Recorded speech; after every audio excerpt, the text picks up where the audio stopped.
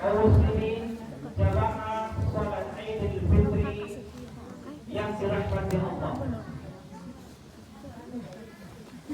Rasanya telinga kita ini baru saja mendengar ucapan selamat datang bulan suci Ramadan.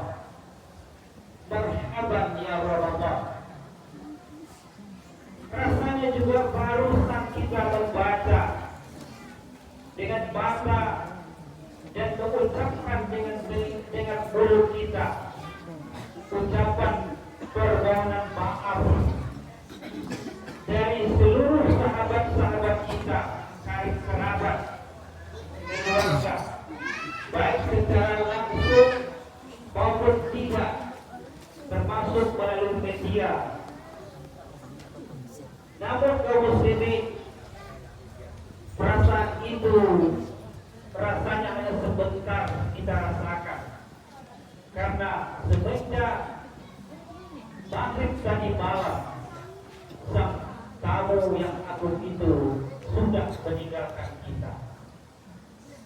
Sebagai seorang yang beriman kepada Allah, ketika kita menyambut bulan suci Ramadan, bulan yang agung yang diibaratkan sebagai tamu yang sangat dimuliakan, tamu yang kita sayangi dan kita cintai, maka tentu kita mempersiapkan diri untuk menerima kedatangannya.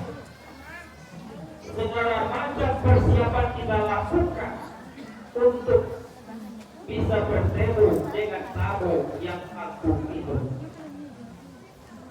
Dan alhamdulillah selama 1 bulan lamanya kita sudah bertemu dengan tamu yang agung itu.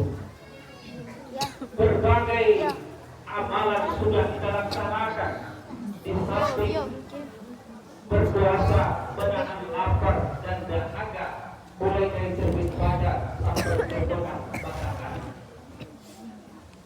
Tidak hanya sampai di situ kaum muslimin, kita kerjakan amalan-amalan sunat.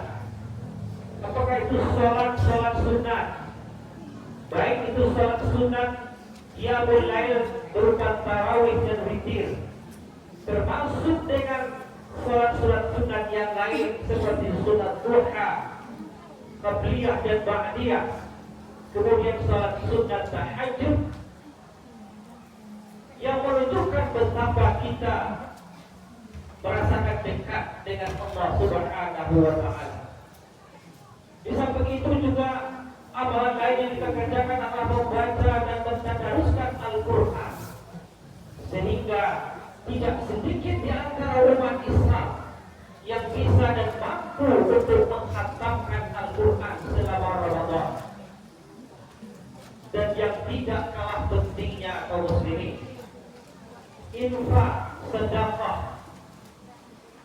yang kita berikan untuk membantu orang-orang miskin, orang-orang fakir, termasuk pembangunan rumah-rumah ibadah. Sampai hari ini semangat kita untuk beribadah tidak pernah surut. Bahkan terakhir yang kita lakukan berinfak dan bersedekah dengan jumlah lebih dari 35 juta rupiah.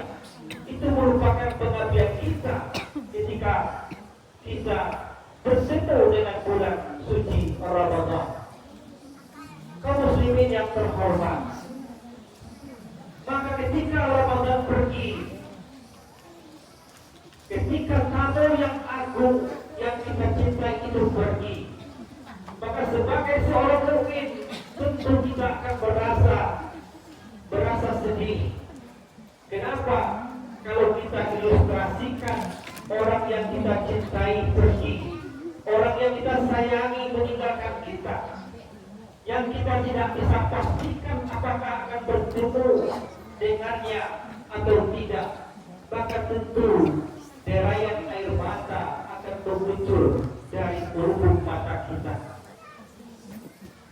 Di sisi lain memang kita gembira kaum muslimin, gembira karena berhasil melaksanakan melaksanakan tugas dan kewajiban yang Allah berikan, tugas yang tidak ringan, namun dengan senang hati kita bisa melaksanakannya.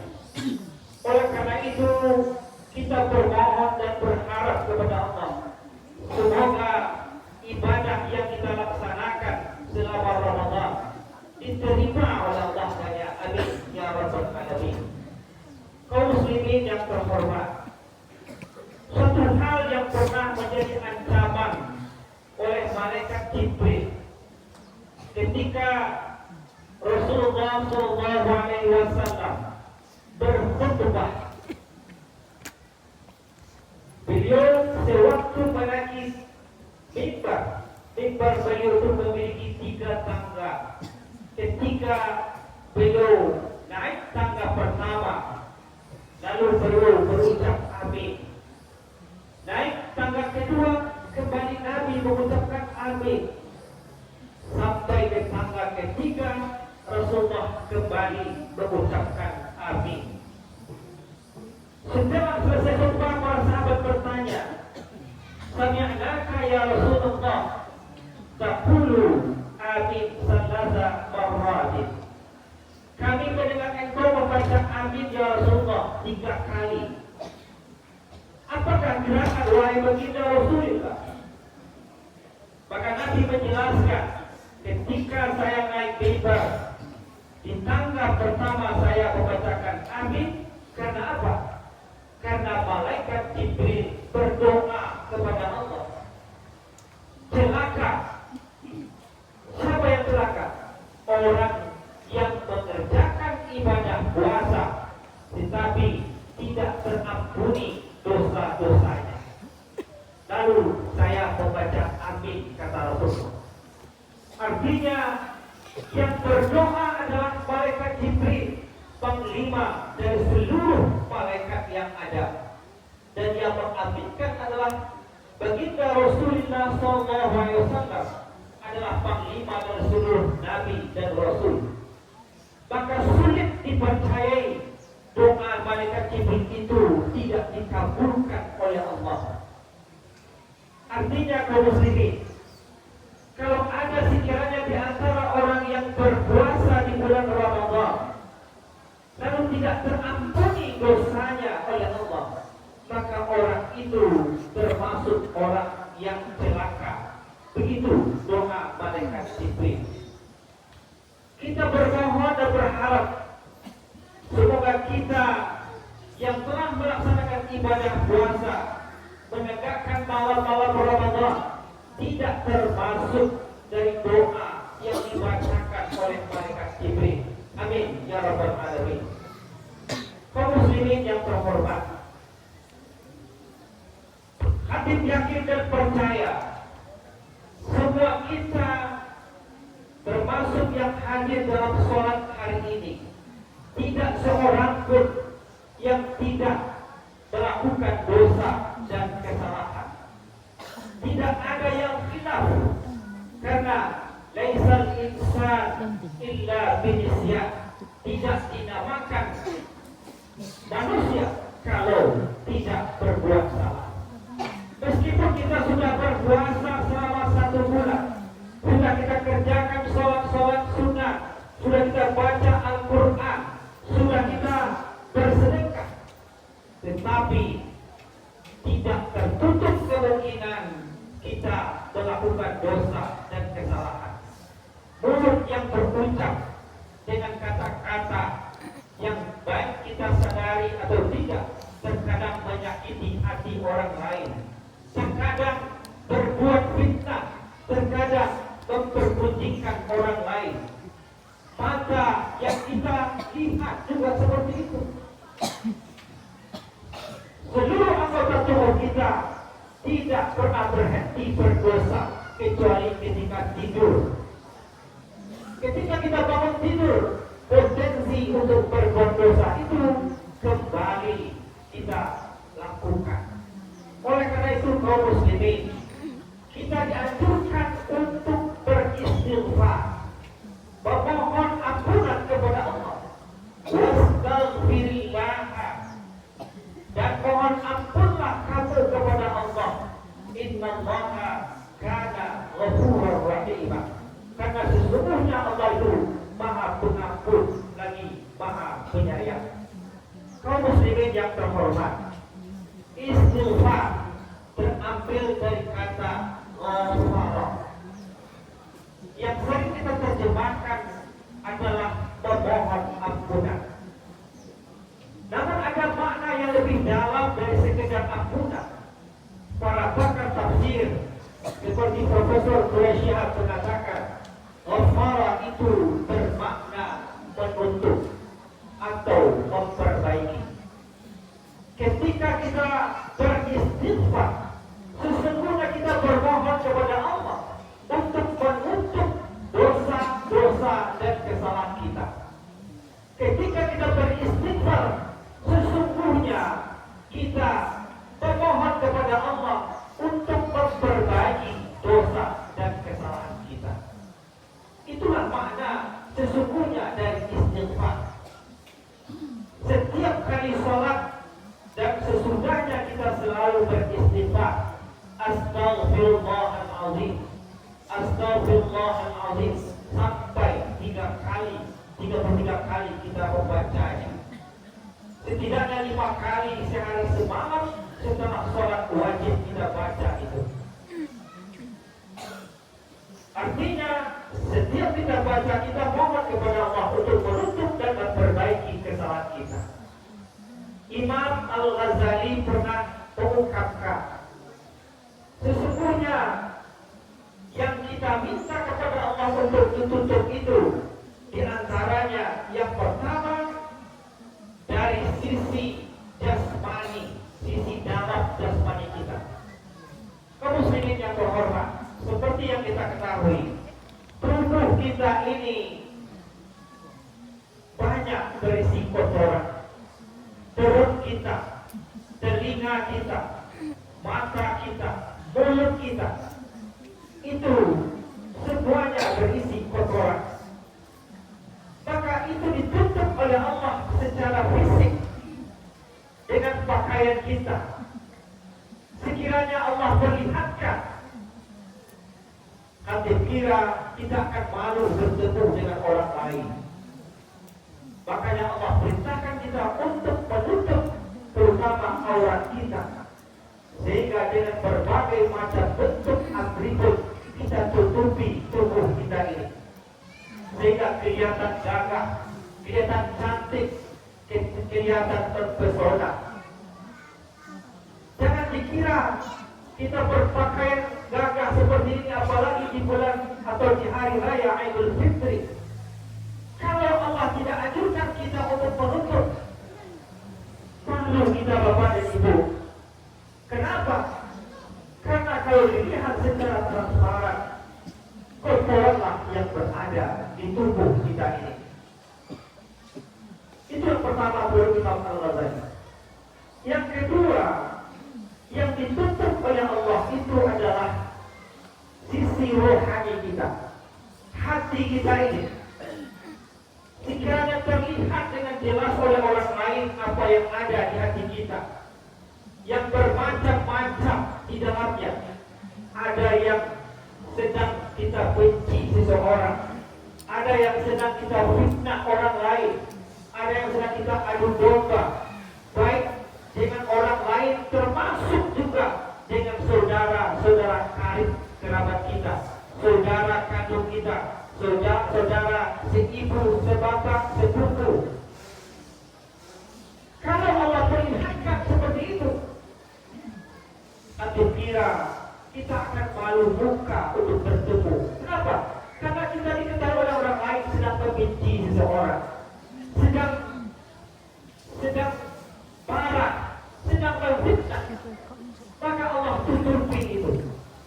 Atau mungkin sebaliknya, kita mencintai seseorang, mencintai harta, mencintai pangkat, jabatan, dan kedudukan yang melebihi dari mencintai Allah dan Rasulnya. Tidak sedikit orang kaum muslimin dan muslimat yang lebih mencintai jabatan, mencintai pangkat, mencintai kedudukan, sehingga ke sana kemari mencari itu, meski juga dengan cara yang tidak halal. Setelah dia dapatkan berani berbicara di depan orang lain, itu kenapa? Karena Allah tutupi sisinya di dalam ruhani kita. Kemudian yang ketiga, kata Imam Al-Ghazali, yang ditutupi oleh Allah itu adalah dosa dan kesalahan kita, keburukan dan ketidaktahuan kita. Tidak sedikit orang kaum muslimin yang berbangga diri dengan ilmunya, yang berbangga diri dengan jabatannya, yang berbangga diri dengan harta kekayaannya. Kalau Allah perlihatkan dari mana harta itu dia dapatkan, kalau Allah perlihatkan dari mana jabatan itu dia boleh, dengan cara apa dia boleh, mungkin dengan cara sogok menyogok, cara suap menyuap, tentu tidak akan berani berbicara di hadapan masyarakat, tidak akan berani berbicara di depan rakyatnya. Namun itulah kelemahan kita.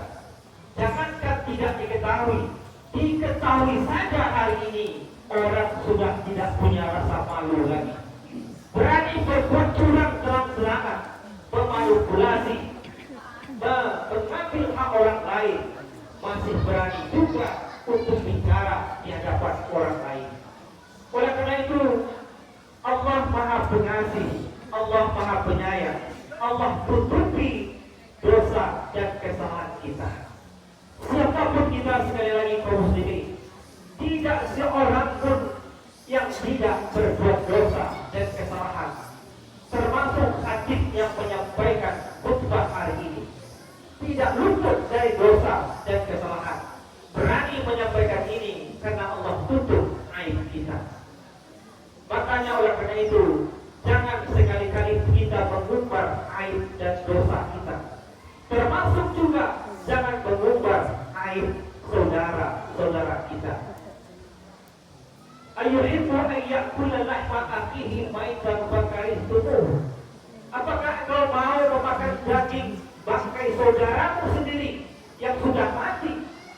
Maka hal itu sama dengan kita mempergunjingkan, membicarakan atau mencari-cari kesalahan orang lain. Oleh karena itu kaum muslimin, Allah tutup kekurangan kita dari sisi dalam jiwa kita, dan tentu kita berharap mohon ampunan Allah.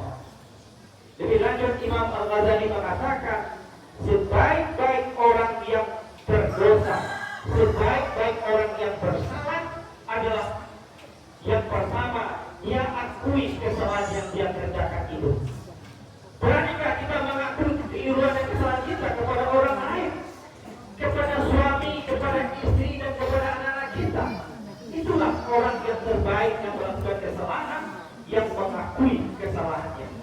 Yang kedua adalah memperbaiki kesalahannya itu. Tidak hanya sekedar mengakui, tetapi juga mau memperbaiki. Kemudian yang ketiga, langsung bertaubat kepada Allah dan meyakini taubat kita itu tidak diterima oleh Allah. Jika kita yakin diterima oleh Allah, maka tentu kita tidak akan mau lagi beristighfar, tidak mau lagi bertaubat. Maka kalau kita yakin bahwa dosa dan kesalahan kita tidak diampuni oleh Allah, maka setiap saat kita akan selalu beristighfar. Kaum muslimin yang terhormat, makanya sangat keliru kalau Ramadan kemarin, kesempatan kita di dalam bulan Syahrul Maghfirah, tidak terampuni dosa-dosa kita oleh Allah, maka kita termasuk orang-orang yang merugi. Hadis berdoa untuk diri dan kita semua, semoga Allah ampuni, Allah tutup, dan Allah perbaiki dosa-dosa dan kesalahan kita. Sembari kita bertekad, mulai dari 1 Syawal ini kita bertekad untuk tidak mengulangi dosa dan kesalahan, baik yang sama ataupun yang berbeda. Kita awali hari yang fitri ini untuk menjaga silaturahim, menjaga hubungan yang baik terutama antara sanak karib kerabat, keluarga, adik kakak kita kandung, seayah seibu, dan termasuk saudara-saudara sahabat kita, bertetangga, masyarakat, kaum muslimin dan muslimat. Oleh karena itu momentum Idul Fitri ini kita jadikan sebagai sarana untuk memperbaiki diri dalam rangka meraih ampunan Allah. Mudah-mudahan Allah kabulkan